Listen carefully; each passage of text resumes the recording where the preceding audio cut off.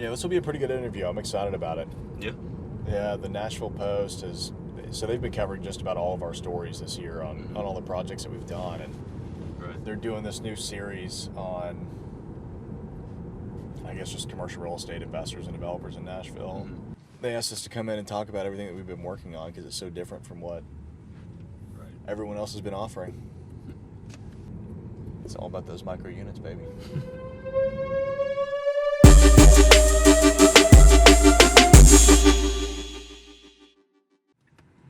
Retrograde is the one that I always tell that story about, of like the impact that, the positive impact that you can have in commercial real estate. Right.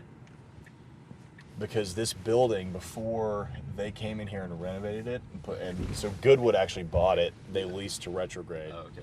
Before they did that, this building was just run down and nobody cared. And it's 3 p.m. Look at how many people were just sitting outside. Yeah. What's going on, man?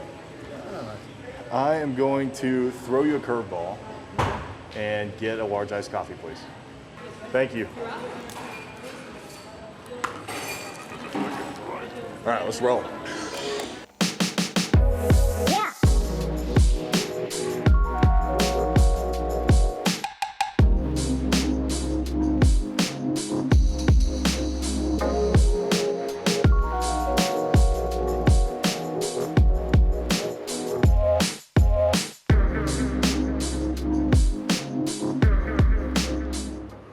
This says 220 12th Avenue. This is why I don't cross the river. Well, yeah, Nashville Post.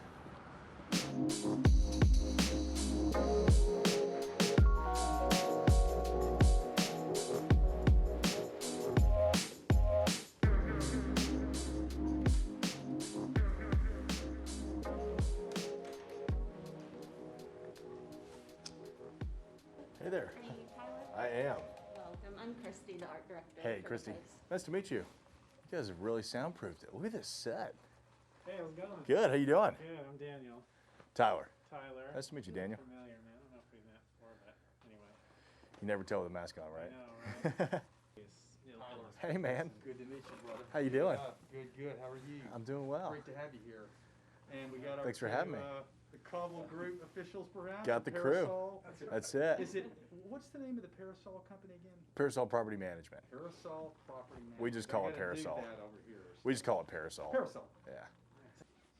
I can't believe we've never met. I mean, I've known you I know. for 3 years. Roughly, It's at been a least while, 2.5. man. Yeah. Maybe 3, maybe 4.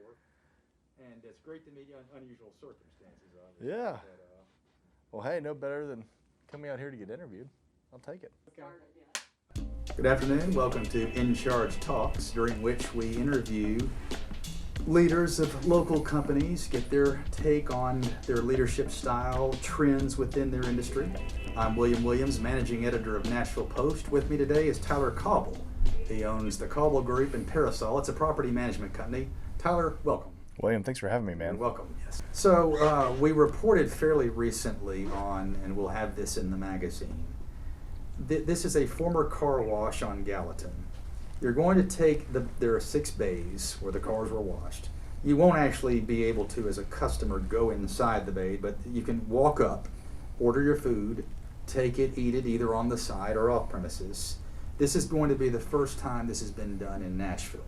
That's correct. Now this is for someone in the real estate industry, this is a kind of a cutting edge concept.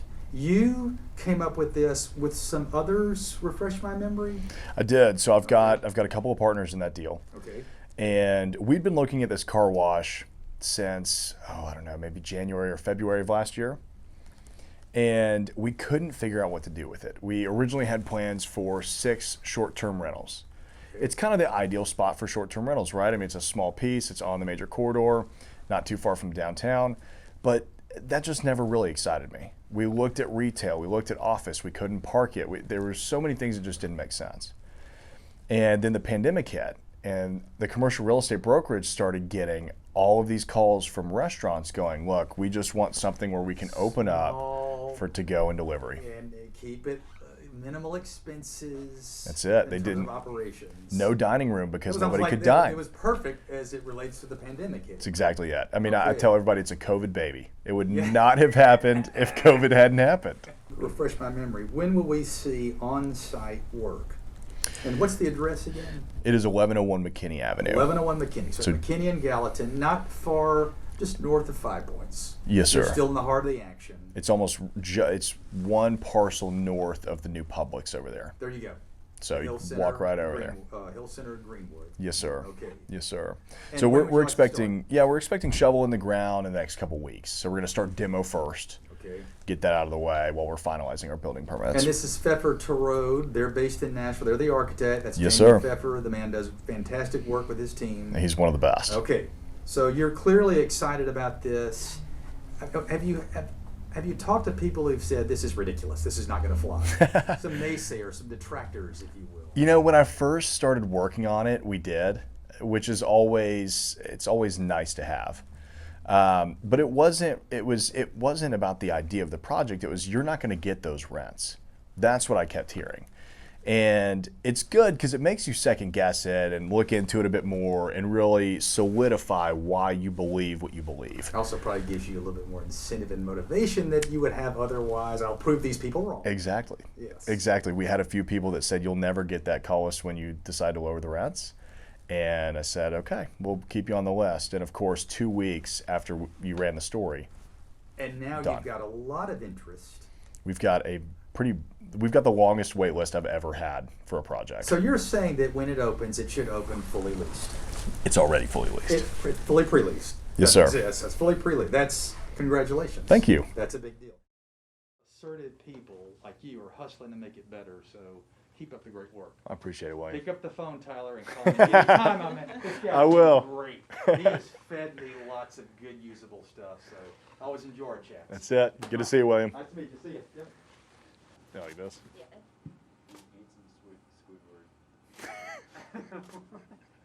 That's the worst thing I've ever heard. Appreciate it, guys. Yeah, thanks. Thank y'all again. Yeah.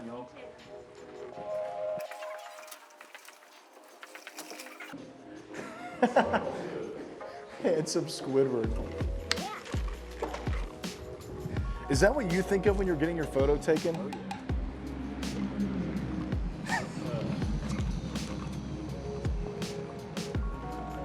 That was pretty cool. Yeah. I mean, that was a great interview. I mean, William's a great guy. He's just such a good storyteller. All right, boys. Well, let's go look at the wash. So we're headed back to East Nashville now. We're actually going to pull up to the wash. I figured since William and I were talking about that, we might as well go show you guys the actual project so you can kind of get a feel for what we were talking about when we were discussing micro units and how much we're pushing the envelope with this kind of project. We're really excited about it. I mean, it really is a first of its kind. We couldn't find any other food halls that were similar to it. I like to call it a retail-facing ghost kitchen. So if you've been following commercial real estate for the past couple of years, ghost kitchens have started to really grow in popularity. But they absolutely took off during the pandemic because all of these restaurants couldn't open up for business. So they were doing to-go and delivery orders. A ghost kitchen is basically a commissary kitchen where you're not a retail-facing restaurant. So you don't have diners actually in the restaurant. You just, thank you.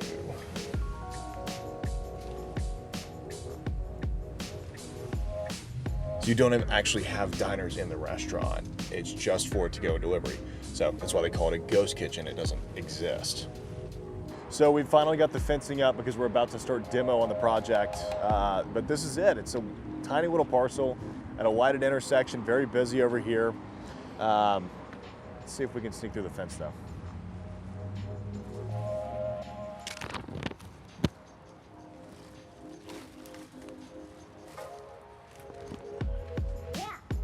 So you can tell it kind of became a spot where everybody would just come throw trash.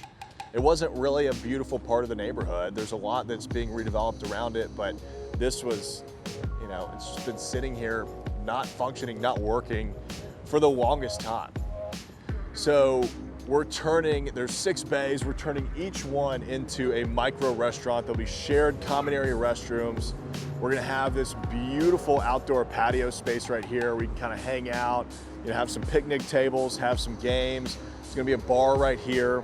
So you'll be able to come out, you'll actually be able to walk inside, and there will be some seating in there where you can get some drinks, eat some of the food from some of the stalls. You can hang out outside, either one, and kind of spend your day here trying all the different restaurants. So you can see how small these are. I mean, they're 380 square feet. You think about the size of a traditional restaurant, you're probably 1,500 to 2,000 feet. So because of that size and scale, they're far more affordable than your traditional restaurant space. So we'll actually be delivering these turnkey for the restaurateurs with a hood vent, a 3-compartment sink, a grease trap, and a walk-in cooler already in place. All they're gonna have to do is put their sign on the door, move their equipment in, and they're ready to open and operate. It's like the co-working space of the restaurant industry, right? So co-working exists because it's that step up from like working out of your garage or working out of a coffee shop and having a traditional office space. In the restaurant industry, you never really had that first option. It's like you work out of your kitchen or you get a restaurant. And now, or a commissary, you can work out of a commissary. And then you still need something that's kind of between a commissary and a traditional restaurant, because it'll cost 6 or 7 figures to build out a restaurant. It's incredibly expensive and unbelievably risky. Most restaurants fail. So this gives them the opportunity to come test out their concepts affordably to see what'll fly.